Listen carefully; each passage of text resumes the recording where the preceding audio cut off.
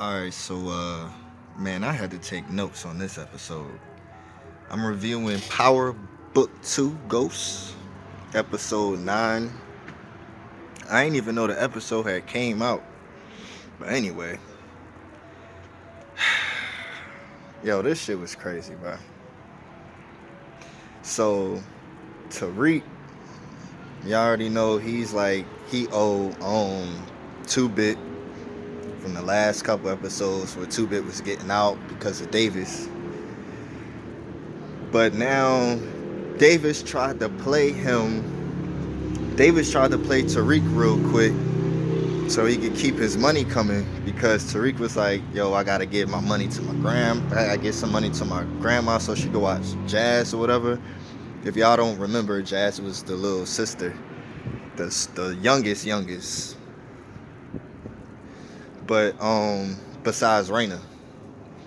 So Davis already felt like he was lying, so he was like, yo, nah, I mean, if you want me to pay this some kind of witness, I forgot what the name of the witness was, but anyway, yeah, it started off with him trying to keep Tariq on track with the money. So the girl that Davis is smashing just revealed this episode that he's basically cheating on his wife he's supposed to be getting a divorce from or whatever, but they not over. He still got his ring on and everything. I either am slow or didn't realize that he was cheating this whole time. And in this show, sexual relationships period, is a move of power. So I guess they was smashing because they was trying to keep ties on each other. He trying to get help with the case with her, and she believed in the case and how it could be helped and everything with him. But later on, I'm gonna say how that got messed up. Zeke and Carrie, weirdo relationship right there. She knows she don't really want to mess with him. She really messing with him, I guess, for some ego thing or whatever floats her boat, literally. He with her because he really feel like he got a future with her. That ain't gonna work.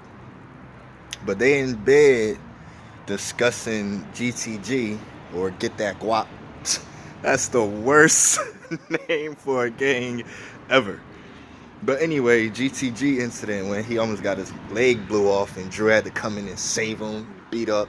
He almost shot the dude. Zeke got scared, ran off, and he ended up running in. He ran the Carrie house, the counselor lady from the school. So that's why it's crazy, because it's like while Jabari is all obsessing over Tariq being the one that Carrie messing with, he ain't even realize, which is odd, that it could be a basketball player. I mean, she was watching basketball when you went to her house. How you didn't figure out that it might be a basketball player? But for the sake of writing, I guess they just wanted to draw his attention on Tariq. Not only is he writing a book about him, he's basing his book based on the life that Tariq is living in, that his family come from, but also mixing it up because he said a family full of criminals. How does it end? The guy that Jabari was going to in the last episode that he's selling the book to was like, yeah, how do it end? Because it sounds crazy, a family of drug dealers and whatever. But I don't think that the book is really about Tariq's family. I think it might be about Monet, but Tariq seems to be at the center of his interest, so he's messing up all the details. But anyway, Zeke in the bed, flashback to Zeke in the bed with Carrie. She all like, oh, tell me what's going on. And then the cops went up to the school. They started investigating with discrimination. The interesting thing here that I'm really, really piecing together and realizing is that they use certain books to describe episodes. Like this episode, they used the Book of Frankenstein. Reading that when I was younger and watching the movie, I already knew where they was going with it when it came to this scene. Lauren started talking about, how some people just deserve to be in there, but she really was in competition with old girl, the loud chick. I keep forgetting her name. But yeah, she was being in competition while explaining her take on the book and how it relates to society. Frankenstein being a monster created by a man, but then he's like, people try to torture him and try to kill him, discriminate against him. If you know the story of Frankenstein, I mean, it's pretty clear as day. It's not that hard to guess how it's relating to our society. So they start saying that, but they also got this investigation going on because of the kid that got murdered in the swimming pool. The dude that basically tried, he was sent on a hit by the GTG dude with the braids. He was sent on a hit from him and Kane to kill Tariq because Kane is all jealous and in the air because of Monet picking him to distribute some of the product at the school. Now, my thing is with Kane being jealous of Tariq, it's not like he was missing money. All of this, she gonna kick me to the curb and all of that. You part of the family. You're gonna get money anyway. I never understood his actual gripe with Tariq, besides the fact that he's not the face of distributing and everything. It's like, Kane, you suck at business. Don't it make sense to have somebody else's face doing this so it won't bring no heat to you? But that was my confusion on their level of power, because it's revealed that Esquire from ATL is Rico. And I jumped ahead just now, but forget all that. I'm going to get into how all of this take place. Drew and Monet and Tariq, they was, in the house or whatever. They was meeting up somewhere, and Drew was basically getting mad because he don't want to be too much involved with the family. He wanted other things to do with his life. And she agreed to it. She said, yeah, I wanted you to do other stuff, but I mean, the way your brother acting, it left you with no choice. Then Zeke, all involved, he's scared. He don't know what to say or not say. So Monet had him spend the night. Monet ended up finding out because, what's her name? Diana? Yeah, I think that's her name. Diana ended up piecing together the note that was left in Tariq's book bag, where it said a student is sleeping with somebody, is sleeping with a teacher, or a counselor is sleeping with a student, whatever, from the Book of Power project that they had to do a couple episodes ago. They pieced together, it was like, oh, so Carrie might be the one.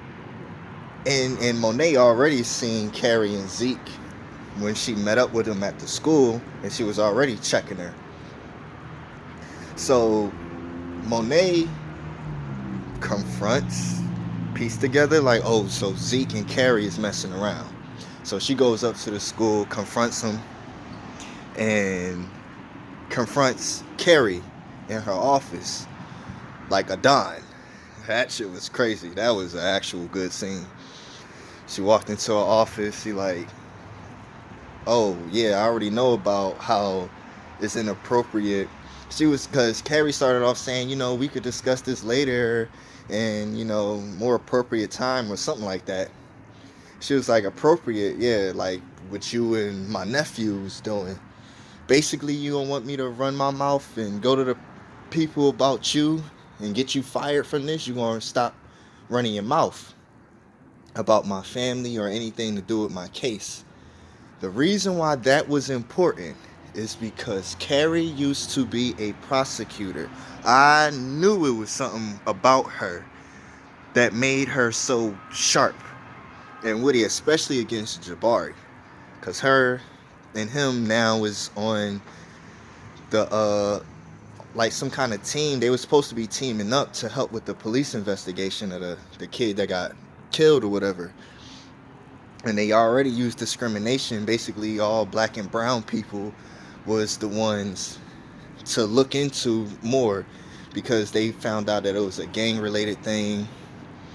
And Carrie started looking into the case and the people that got arrested and Tejada family, whatever, and seeing how they related and the type of evidence used against their dad, how he got in there.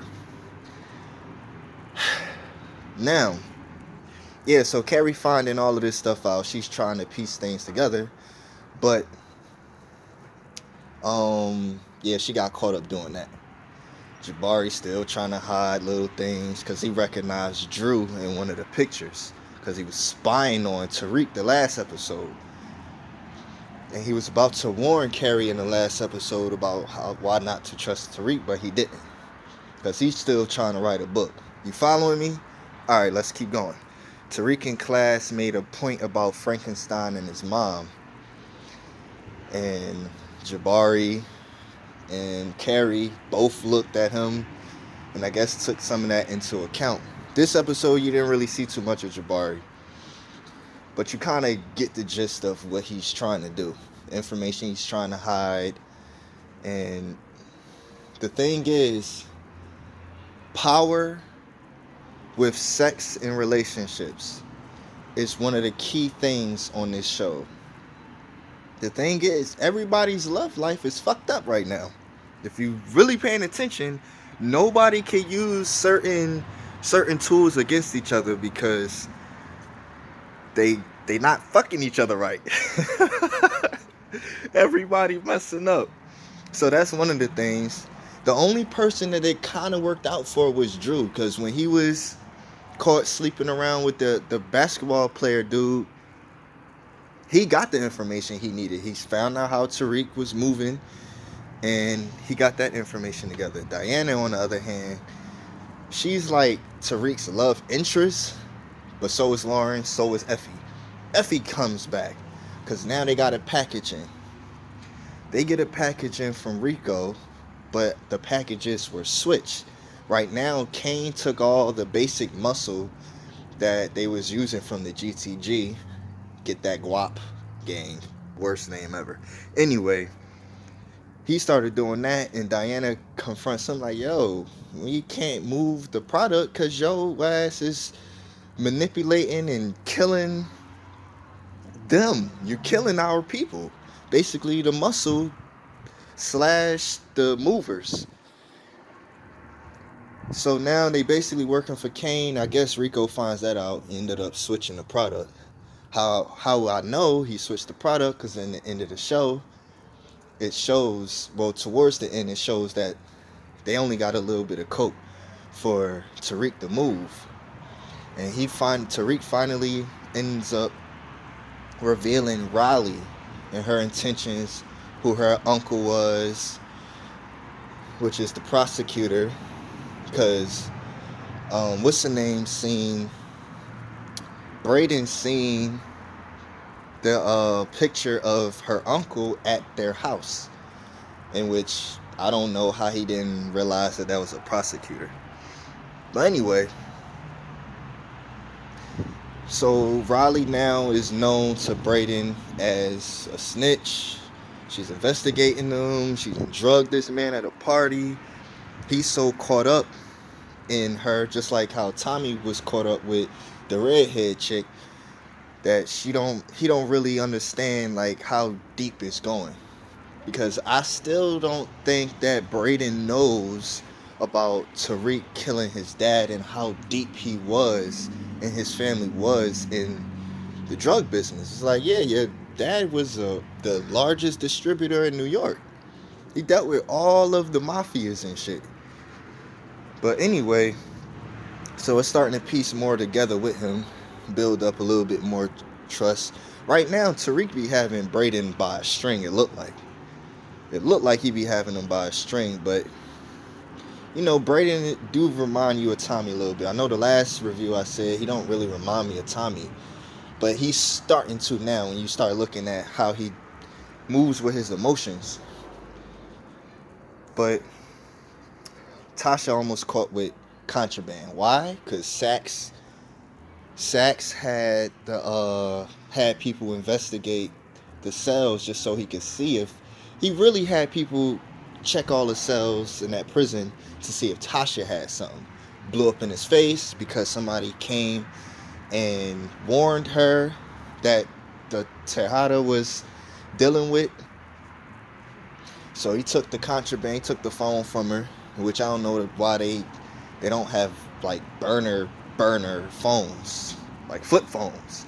I don't know why they got these easily trackable phones that gets recorded and everything. I don't understand that.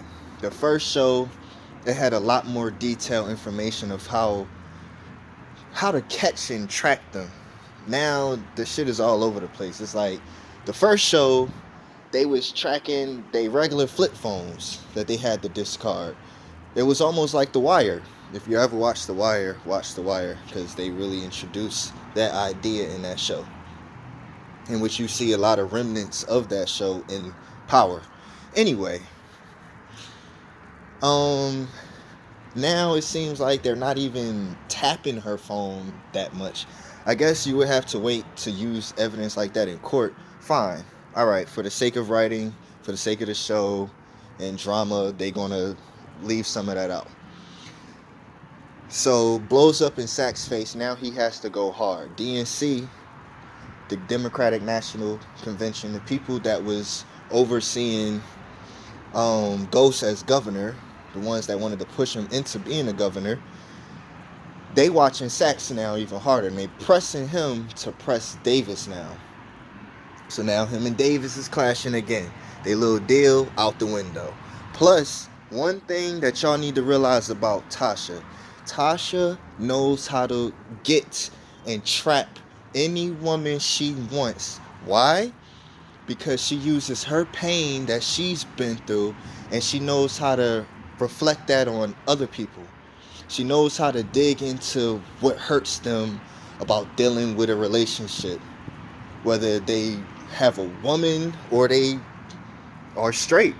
She knows how to get at the women in this show. From both series, if you've never noticed, Tasha was always on point with the females, because she just relates to it and she picks at them. She picks them apart.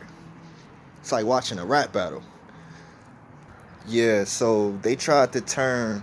So Davis and Saxe tried to turn Epiphany, the stripper. She was in the first show. She also in there. She helped with the daycare and all this other shit. Washing money like that. So they tried to flip her, but they was followed by the DNC guy. But Saxe used that and flipped it on Davis and said, basically he just took up for the whole, oh, you had me followed, because Davis asked him that during court when they had a recess. Skip all of that.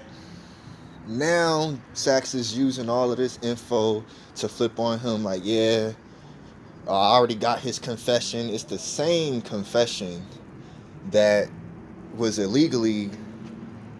He illegally got the phone into a party with his niece, trying to use her to catch Tariq, which is how she met Brayden. But all of that, I believe, is going to flip on his face once they figure out how he even got that recording in the first place. Usually that happens on shows like this. Anyway, so Tasha calling what's the name, like, yo, calling Tariq like, yo, fuck that. Hey, you gotta treat Epiphany like you treated Slim. He was supposed to take her out, but she said when he got in the house, about to pull his strap out, he was like, she said something about, man, if I had the money, I'll go.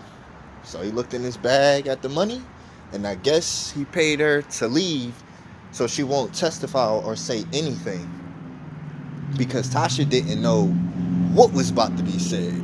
So that being said, he got her ass to go. and he was prepared to even die, because it was a scene where he was telling his mom like, yo, you ain't gotta worry about me snitching and I gotta go. So he went to Monet and confessed how he fucked up with um, everything. Everything was his fault. And then he said something even my father knew, but it was too late. And Monet hesitated to shoot him. He was technically suiciding when he went in there, because she was going to kill him for all of that. Then she hesitated a little bit. Meanwhile, Rico and his crew is coming up to New York to try to take out Monet or whatever in their little private little store. That don't happen. Drew gets shot. Monet hesitates to shoot him because he said, my father found that out too late. And she was like, what you say about your father? So if you see a bunch of videos of people who got that title up, that's why it was said. Oh, by the way, spoiler alert. But yeah, man, it's getting crazy. By the way, Jackie Long is Rico. I know I said that in the beginning. Esquire from ATL. If y'all remembered him, it's so weird seeing him with like braids like mine. It's like, what? Go ahead, man. He Rico, I guess. Kane kills the cop. Don't know how that's gonna play out later. Cause Kane asked the cop dude for help, the one that Monet was smashing. That didn't happen. Ended up killing him anyway. Now it's starting to get crazy. It's starting to pick up a little bit. I still want to see more development with everybody. I still want to get a way broader picture of their position of power in this city. Because we knew how powerful Ghost was. We knew how powerful Tommy was and all of their influence and everything. Still don't really know that much about Monet. And she just almost had her head blown off. Drew caught a bullet. He in the hospital surviving now. So we're going to see the rest and what happens on the next episode. Thanks for watching. Subscribe, like. I'll be on the next review.